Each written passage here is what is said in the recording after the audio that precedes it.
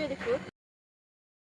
Hi, my name is Susanova Batisha from Internet Club of SMC Asita.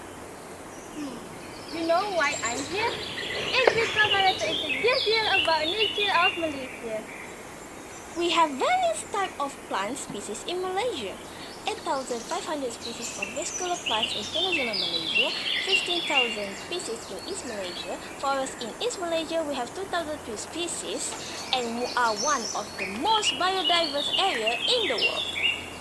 We also have beautiful islands and lakes to visit while in Malaysia. It definitely you will be amazed by beautiful scenery in there. And also, it can be family vacation spot if you go to Malaysia, such as Padang Island. Oh yes, and one more thing, and fun fact about Malaysia. We also have our national tea, and the name is Merbau. That's all for now. See you guys soon. Bye!